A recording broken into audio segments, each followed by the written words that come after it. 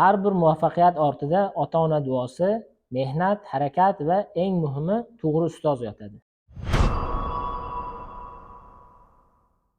Daler Ilmaminovman. Farg'ona viloyati Rishton tumanida tug'ilganman. Maktabni Rishton tumani 11-maktabda bitirganman hamda oliy ta'limni Farg'ona davlat universiteti sof matematika yo'nalishida tamomlagan. Oliy toifali matematika o'qituvchisiman hamda 5 yildan beri Al-Xorazmiy o'quv markazida matematikadan dars berib boraman. 8-sinfligimizdan boshlab Muhriddin ustoz bizga matematikadan qo'shimcha to'garak o'tishni boshlashgan va bizga haqiqatdan matematikani chuqur o'rgatishgan va hayotga ham tayyorlash. Menda o'zi yoshlikdan matematikaga qiziqish yuqori bo'lgan. Bir qator tuman olimpiadalarida qatnashganman hamda 9 va 11-sinflarda viloyatga ham chiqqanman. Oliy ta'limga kirish test sinovlari esimda.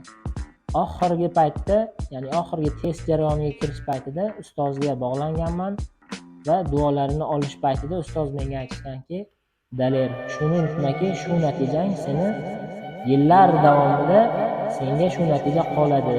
Shuni o'ylab to'g'ri harakat qilgin deb menga to'g'ri tavsiya berishgan va imtihonga kirib chiqqanimdan so'ng natijalar bir kundan keyin chiqqan va matematika 30 ta chiqqan. 2020-yilda Farg'ona davlat universiteti matematika yo'nalishida o'qishni boshlagan bo'lsa, 2024-yil tugatdik va 4 yillik o'qish mobaynida men har kuni Rishtondan Farg'onaga qatnab, Al-Xorazmiy o'quv markazida repetitorlik sohasida shug'ullanib borganman, ya'ni ustozga yordamchi ustoz sifatida.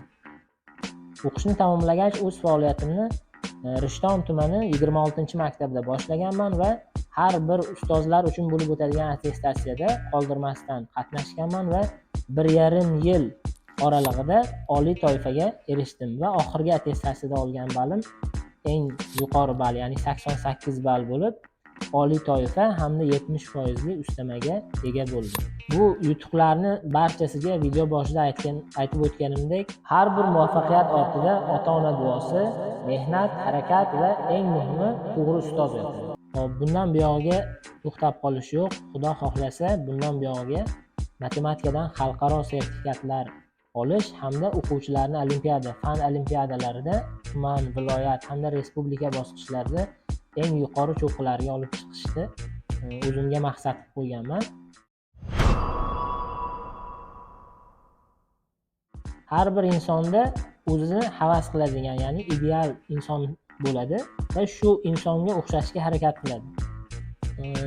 Biz bolaligimizdan, yoshligimizdan uyda, boshqa joyda doimiy bizni ustozlarimizni maqtab kelishgan va meni o'sha yoshlikda o'zimni ideal insonim sifatida o'zimni ustozimni o'zimga ideal qilib olganman va shu kasbni tanlashimga eng katta sababchi inson sifatida bilaman. Ish faoliyatimdagi eng qiziqarli voqeaga keladigan bo'lsak, esimda 1-kurs o'qish paytlarim edi. Ustoz bilan birgalikda test chiqarish uchun printer, boshqa jihozlarni shaylaganmiz va ustoz birinchi faylga kirib chiqarib turasan deb menga topshiriq berib o'zlari ish bilan ketishgan. Shunda chop etish jarayonida xatolik yuzaga kelgan va men xato qilgan listlarimni ustozdan qo'rqib buklab cho'ntagimga solganman va bu bir necha marta takrorlanib, to'g'risini aytsam, shu kiyimimdagi barcha cho'ntaklar to'lib ketgan. Oxirida shu jarayon oxirida ustoz kelishgan va buni sezishmagan, lekin o'zim bildirib qo'yganman. Shunda bilib qolib, bu hech narsa emas. Biz kerak bo'lsa 100lab, 200lab boshida o'rganish jarayonida bunaqa listlarni xato qilganmiz, hammada bo'lib turadi deb to'g'ri motivatsiya berishgan. Shundan keyin o'zimga ishonchim ortdi. Shu bilan xulosa qiladigan bo'lsak, xato qilishdan hech qachon qo'rqmang. Xatolar insonni yuksak cho'qqiga erishtiruvchi bir eng muhim yo'l hisoblanadi. Bugungi aqlim bo'lganda kechagi xatoni qilmasdim. Kechagi xatoni qilmaganimda bugungi aqlim bo'lmasdi.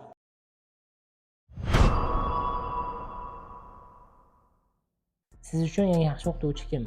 Men uchun eng yaxshi o'qituvchi o'quvchilar bilan qaysi paytda, qanday ohangda, ya'ni qanday holatda muomala qilishni biladigan ustoz deb o'ylayman. Ya'ni vazifa tekshirish jarayonlarida yoki qandaydir noto'g'ri vaziyat bo'lganda o'quvchilar orasida qattiqqo'llik bilan, dars o'tish jarayonlarida qiziqarli, xushchaqchaq va kerak bo'lsa o'sha ma'lum bir darajada jiddiy holatda bo'ladigan ustoz deb o'ylayman.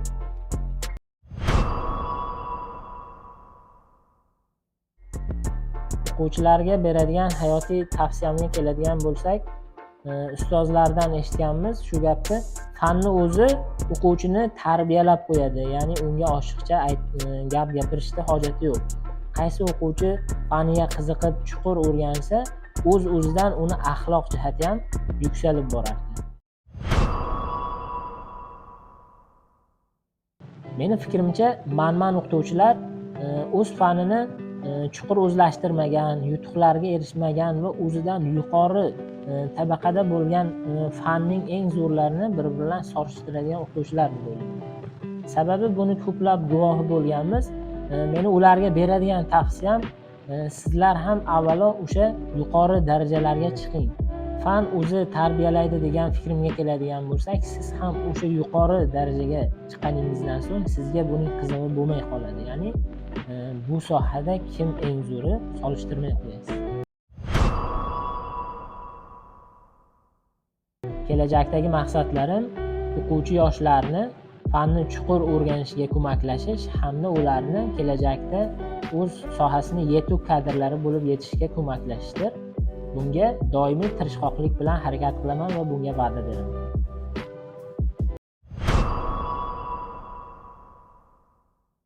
To'g'ri jamoada ishlash, doimiy hamkasblarni ko'rib raqobat qilish, ya'ni sog'lom raqobat, ulardan o'zib ketish hamda ular bilan doimiy yaqinlikda bo'lishni tushunaman. Hop, ustozimiz Sherali Xonqulov aytganiga, Al-Xorazmiy jamoasi barakali jamoa. Men buni guvohi bo'ldim. Al-Xorazmiy o'quv markazida ishlash bizga nafaqat bilim jihatdan, balkim hayotiy jihatdan, moddiy jihatdan ham ko'plab samarali natijalar bermoqda. Bizni Al-Xorazmiy o'quv markazi kanallarida kuzatib boring va bizni ijtimoiy tarmoqdagi sahifalarimizga obuna bo'ling.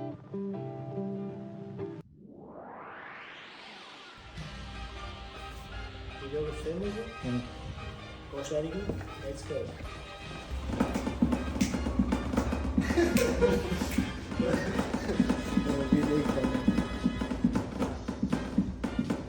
Kitob o'qiy bolam. Tanishtira olaman va bu darajaga chiqishga sababchi shuni biroz chekladim. Shaxsan o'zim Qashqadaryo maktabiga 3 marta tugatgan inson.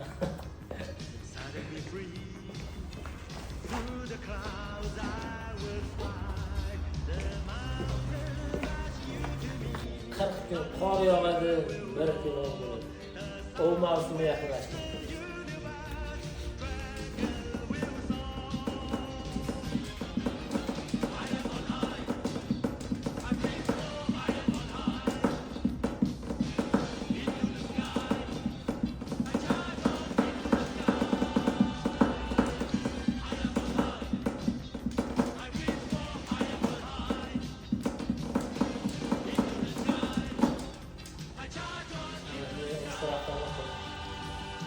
Men istagim,